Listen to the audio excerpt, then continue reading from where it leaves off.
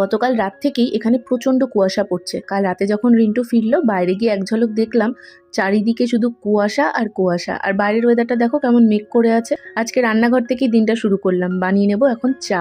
এখন আমি একটা নতুন ধরনের চা ট্রাই করছি। নর্মাল চা যেভাবে করি তার সাথে মিশিয়ে দিয়েছি অমৃতা ন্যাচারালসের এই হার্বাল টিটা।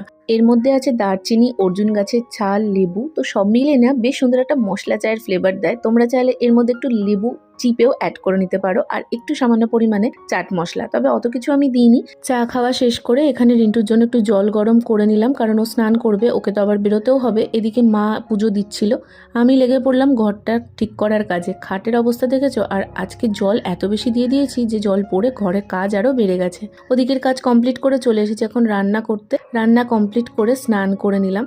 শীতকালে স্নান করতে পারলে মনে হয় যেন রাজ্যই জয় করে ফেলেছি। কি রান্না করছিলাম বলো তো তখন? সয়াবিনের তরকারি। আজকের দিনটা এভাবেই কাটালাম। চলো টাটা।